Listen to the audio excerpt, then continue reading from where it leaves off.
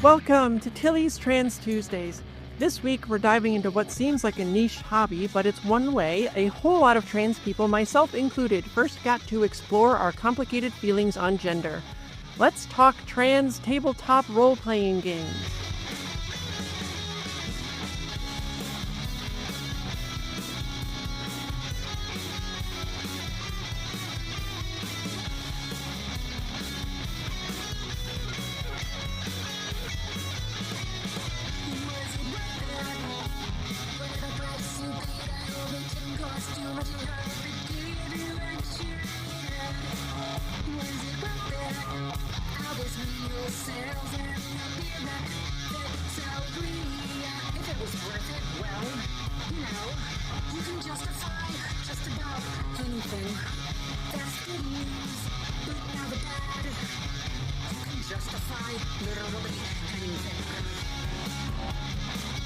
Hi, I'm Tilly Bridges, your host, and I'm joined by my writing partner, my best friend, my wife, our token cis representation, the lady who plays her roles with aplomb, Susan Bridges. Hello. Our returning guest is Zoe Tunnell, a trans lesbian writer based out of New Jersey who's worked on properties like Marvel and Godzilla, as well as co-creating the series Blade Maidens. Welcome back, Zoe. Hello, glad to be back. Okay, so I want to let you talk a little bit more about Blade Maidens, which you did a little bit last episode, but it is ding-dang amazing, and more people need to know about it. So do you want to tell people what it is and where they can find it? Absolutely.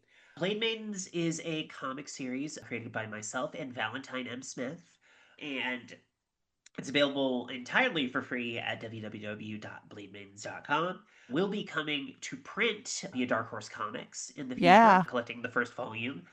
And it follows initially two characters, Sir and Rowan. Sir is a grizzled, we call them gender shrug, because she doesn't really care about her gender, it's whatever. Gender shrug mercenary. And Rowan is a princess of the kingdom of Verdana that doesn't want to be at all. And so she runs off with Sir and chases an adventuring life.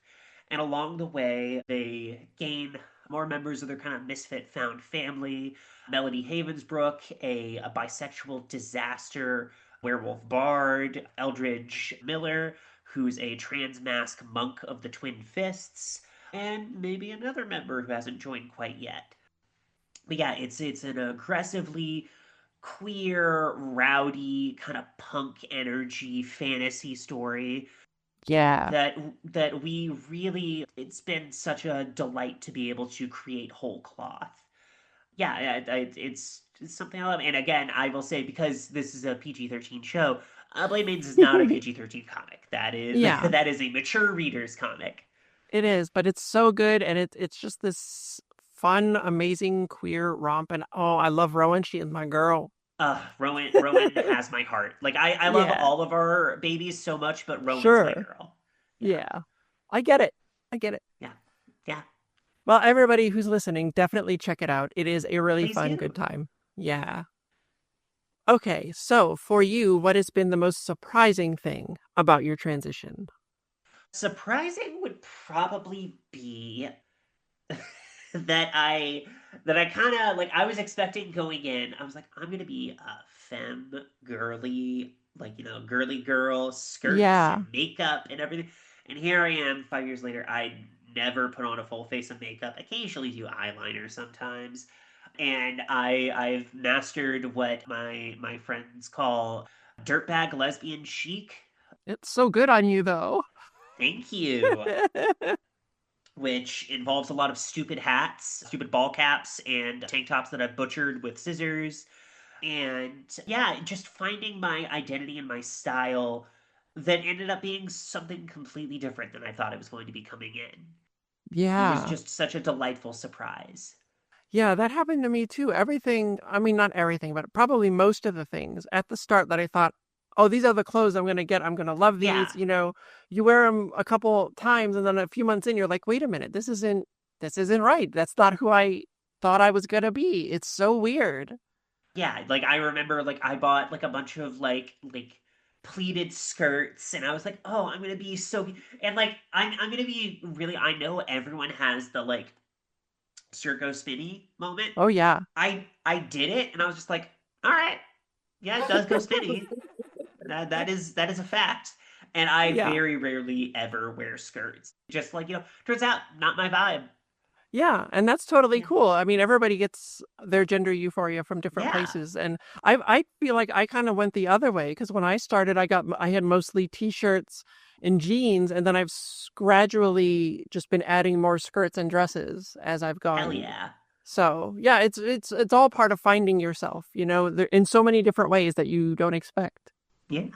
I think it's interesting because, like, while you're figuring out your style, Yeah. but I feel like I'm still figuring out my style. Sure. Because Even cis people deal with this. Because, like, when I was growing up, I was not allowed to choose my clothing. Yeah. I was in a very restrictive sort of household where I really I was not allowed to have that kind of input. And so, Yeah.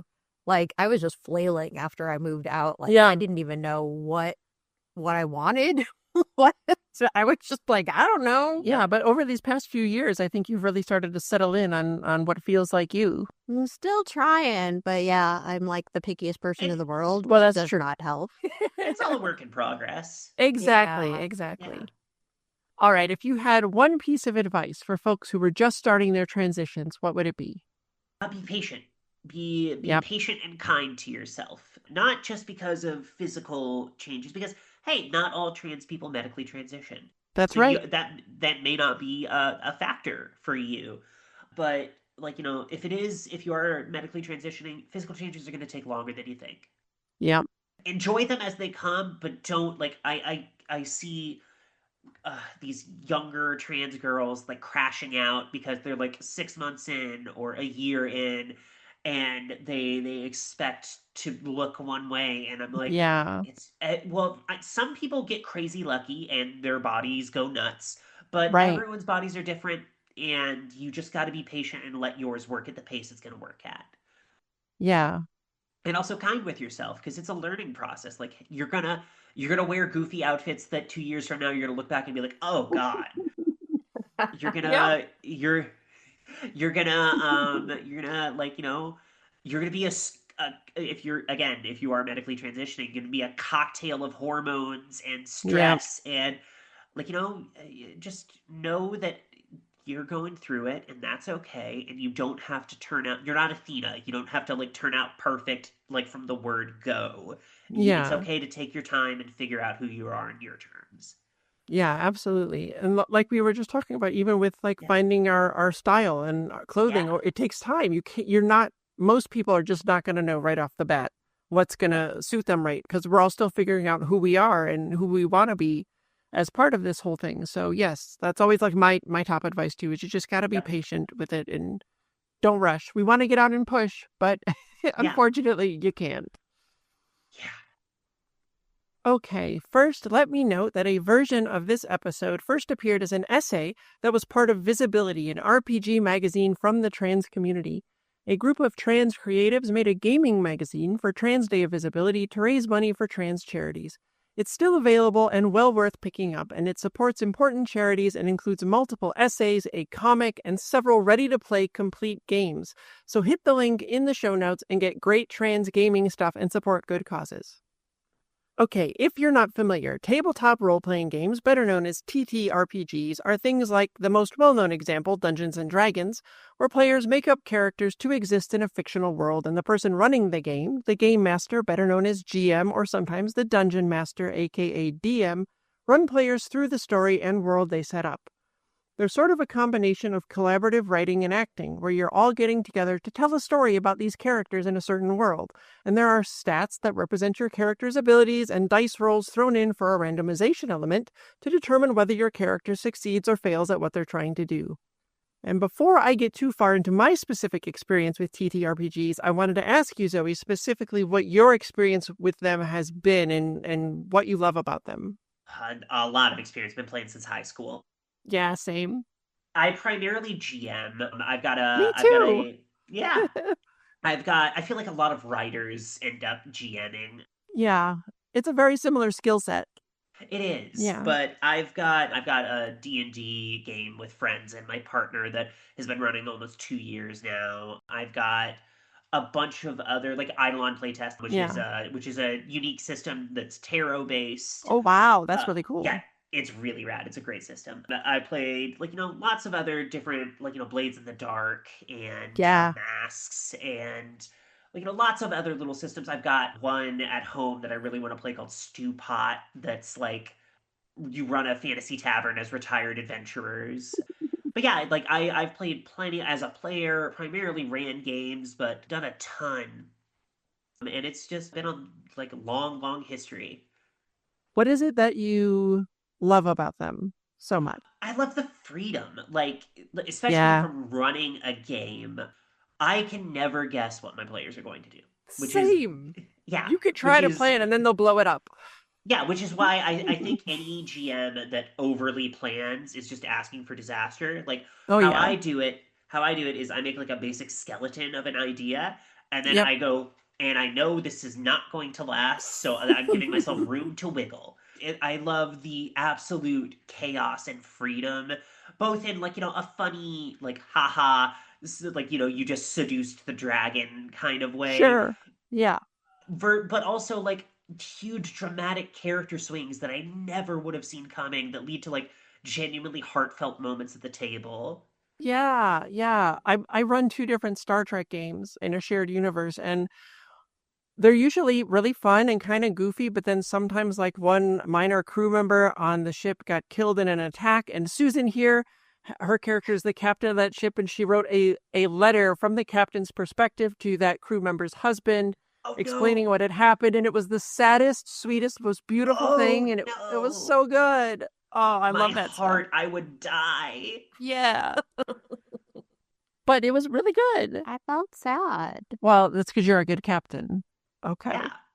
Even though we're the goofy, funny ship. Your ship is, yes. Hey, yes. hey, you're talking to a lower decks girly. I have no problem with that. Lower decks, lower decks, Lower lower decks. decks. Lower Rito decks. strong. Yeah. That's right. All right, so how exactly are TTRPGs trans? For me, as a kid pre-transition, it began with one sentence. Okay, fine, I'll be the girl. It was always said under fake duress, and I'm not what I'd call a good actor. When my friends believed me, or were insults and worse just around the corner. I mean, I didn't think they would assault me, but they were certainly homophobic and transphobic in that way everyone is when you're raised in a society that teaches you to be exactly those things. And with media reinforcing that at almost every turn, mixed with the blinding, toxic masculinity that worms its way into young teen boys in the exact same way, you can just never be sure. Anytime I displayed any hint of femininity or girliness, I was mocked and punished for it, sometimes physically, sometimes by my own family. But sometimes the implicit biases of society can work in our favor. Well, rarely. They're very bad, actually, and should be flung into the sun, if one could fling an implicit bias. Anyway, listen, someone should get on that for science. If you need more on what those are, check out episode 57 of this show on implicit queerphobia. But the same society that told this group of young teen boys, I was never actually a boy, of course, but you know what I mean, that the only valid emotions were lust and anger, the same society that told this group of young teen boys that anything feminine was to be derided and mocked because who could ever want to be that way, also told them that you had to have, quote unquote, the girl. The token, the one who's not a boy, just to have someone to do what the boys couldn't, like flirting with or seducing a man as a distraction, for surely a man could never do that. By the way, that was categorically the worst part, because I am completely, hopelessly gay for girls.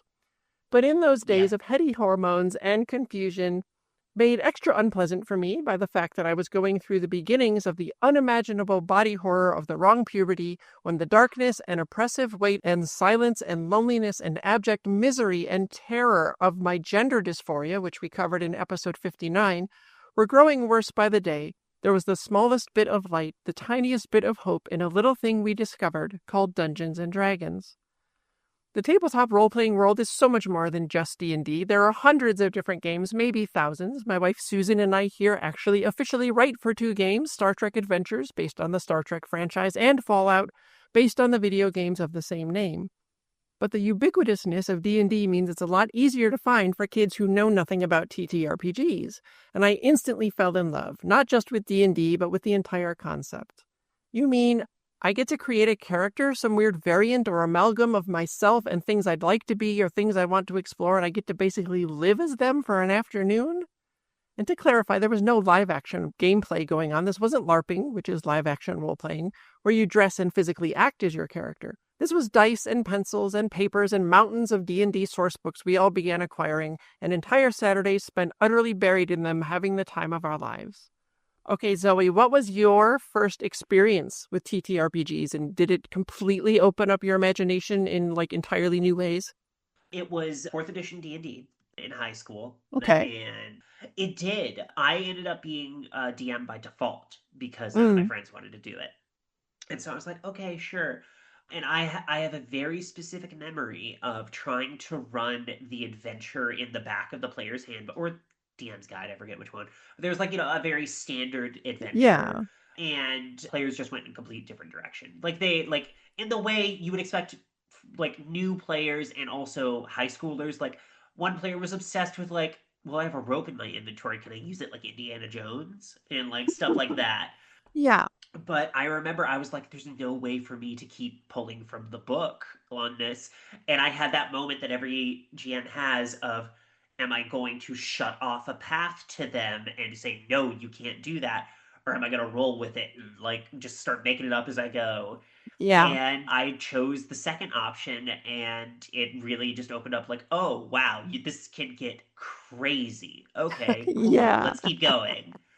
Yeah. I find that's the best way because I want the games to be, for my players, like as immersive as possible. Yeah. And so if they have an open world, an open universe to do whatever they want, I don't ever want to tell them, no, they can't. I might say it'll be difficult, but you can make this roll and try or whatever. But I never want to say no because it's their game. And like one of the most important things as a GM, I feel, is to make sure that your players are having a good time. Like that's the number one job. Make sure everyone's having fun and being friendly with each other. So yeah, I always try to keep that in mind. I don't want them to be sad or upset they couldn't do this cool idea they had. Well, let's try it. The only time I would ever give a hard no is if it's something that makes another player uncomfortable at the table. Exactly. Like that, yeah.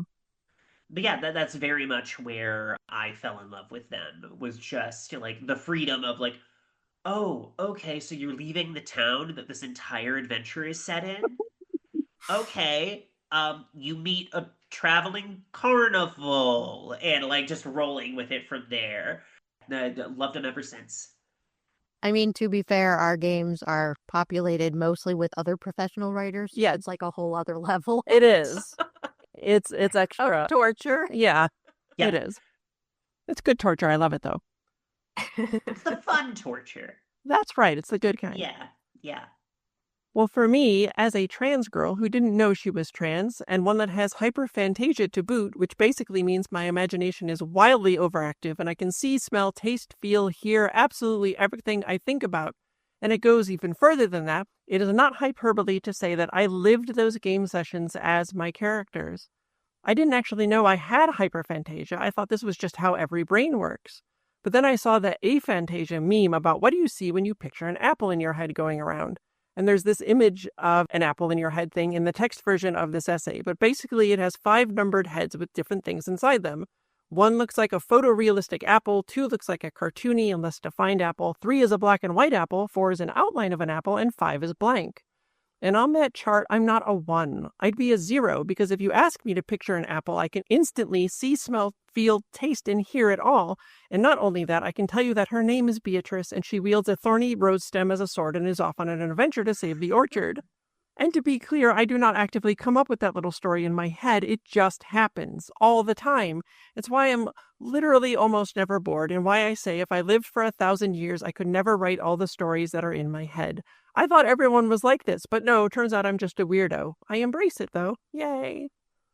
But given my hyperphantasia, our TTRPG sessions all played out like reality in my head. I could smell the leather of those magic boots I just found. I could feel the dust from the road caking their folds. I could hear that delicious leather rustle as my character put them on and became immune to sticky webs. Those feel so gross, don't even ask. The first time I played the girl in the party, it was like sticking my fingers into an electrical socket. Complimentary. My heart raced. I was sure my friends would notice and wonder what the hell was wrong with me, but they never did. They were always too busy consulting die tables in books and plotting strategy for how we were going to take down this ogre and save the village.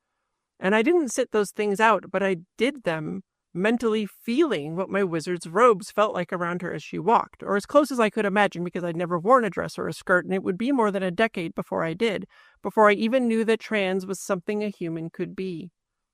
I almost always played wizards because I love the creativity, that ingenuity you need to know which spell to cast when. But a wizard has to wear a robe, right? It's just required. Yes, that seems right. It's not my fault wizard robes are basically a dress. Nobody could punch me for putting my wizard in a robe. That was just expected. Did you experiment with gender through TTRPGs, Zoe? Test things out, see how they felt? So I didn't, but almost in an opposite way. I'm the same way with like video games. Yeah. I was so aggressively aware that I was in the closet. Ah, Like okay. like I had like I was knocking on that door from like 15, but I had like a repressive shame cycle and Sure. denied it until I was 28. But I was so aggressively aware that like, no, if I do that, it will open the door and then I have to think about things. Sure. So I did not ever play a woman or like I said in video games, I would never do it because I was like, well, obviously I'm so not a girl that it would actually be offensive if I played as a Yes, woman. of That would be course. stolen valor Oh, and yeah. no one could ever. I would have to explain myself 11 million times over if someone saw it, and I just don't want to do that. So, no, I'm just going to be a cool dragonborn paladin who's full of angst. Inexplicable angst. Yes. What Yeah, what are yeah, you yeah, so yeah. angsty No, about? Who yeah, no, knows? don't worry about it. It's fine. Well, I've lost a lot of memories of my pre-transition life from all the dissociating I was unknowingly doing just to cope with living with my dysphoria, so I don't remember my first character's name. I don't remember any of my characters' names from back then. They're entirely lost to me. But I remember the feelings they gave me, inklings that something was there, some synapse in my brain was firing on overdrive, sending jolts through my body that I didn't understand and wouldn't comprehend until I'd more than doubled my time on Earth. They were my very first hits of gender euphoria, which there's an essay about at tillystranstuesdays.com. So as I watched my body contort and warp from the wrong puberty and become everything in the world that I hated and never wanted to be, I lived for these games because they let me live.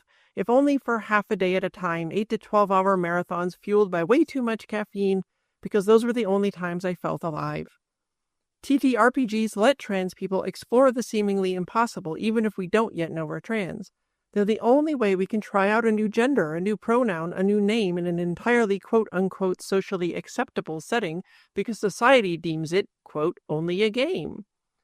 But that only goes so far. When our group found the first cis girl who was into D&D and wanted to join a game, to everyone's credit, she was welcomed in, but the implicit bias I'd found a loophole in loopholed me back.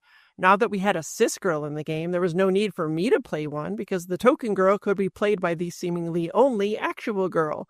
You can't have two girls in the same adventuring party. What is this, the mascara? That's where Wonder Woman's from and where the Amazons live? Listen, my nerdiness is large, huge. And this lifeline I'd had, this secret joy and first doorway to my true self was slamming shut in my face. So I rolled up a dude character and my heart broke. In our first session, I was so disinterested and didn't understand why I was no longer into this game that I loved. It didn't make sense. Until the loophole that loopholed me back got loopholed again.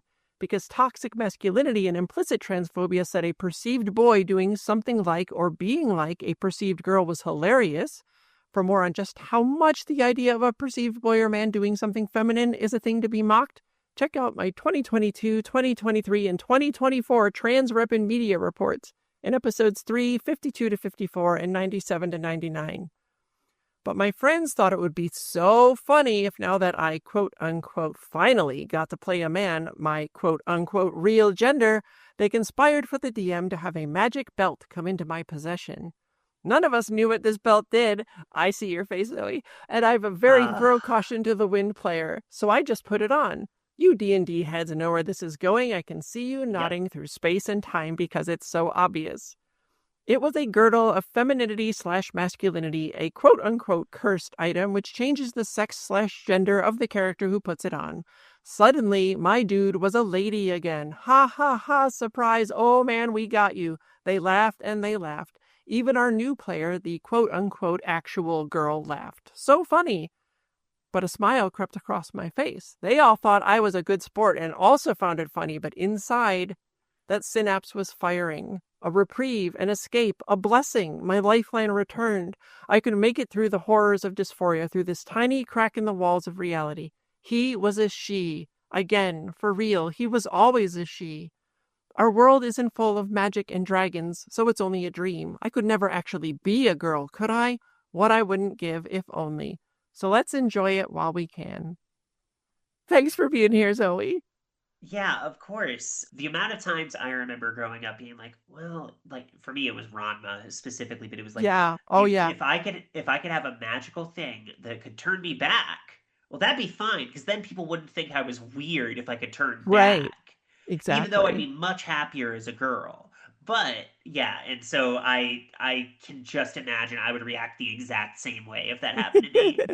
Yeah, it was such a blessing. I played that gender-swapped character until she was level 25, I think. She just never got around to removing the curse of that girdle. Listen, there were monsters to slay and innocent villagers to save. You gotta have your priorities. That's right. It's a busy life. And I never let her go because she wasn't the one who started as a girl. She was the one who the world thought was a man, but then, suddenly, a woman. She was me. I wish I could remember what I named her. So as my friends sat there laughing at what society told them to laugh at, I imagined the skirt of the wizard robe flowing around me again. I felt it on my legs. I wonder if it would spin if I twirled. I bet it would. Wouldn't that feel cool? Let's vanquish evil and make the world a better place. And if our skirt goes spinny in the process, well, all the better. So my smile grew. Okay, fine. I'll be the girl. Tilly Bridges, end transmission. Tilly's Trans Tuesdays is hosted by Tilly Bridges and Susan Bridges, with audio editing and sound mixing by Jillian Morgan. The written essay version of this week's topic and all past topics is available at tillystranstuesdays.com. Special thanks to Daisy and Jane for the use of Sorry Not Sorry as our show's theme music. Please stop by and show your support at daisyandjane.bandcamp.com and soundcloud.com/daisyandjane. You can find me at Tilly Bridges on Blue Sky and on Mastodon at tillybridges at mastodon.social, and you can find Susan on those at Susan L. Bridges. You can find Jillian at Audio Jillian on Blue Sky. You can join the Tillyverse Discord server by following the link at the very bottom of tillystranstuesdays.com. We hold regular watch parties for the Matrix films and other trans movies where I do a live Q&A, and it's blossomed into a wonderfully supportive, compassionate, kind community of friends. We'd love to have you join us. If you'd like to keep up with all the writing that Susan and I do, you can sign up for our newsletter at birdguestbroadcast.com. If you enjoy this show, please take a moment to leave us a rating on Apple Podcasts. The largest segment of our listeners find the show there, and more reviews equals a higher profile, which means it will reach more of the people who need it. Thank you for your support. For more information, visit pendantaudio.com. Thanks for listening.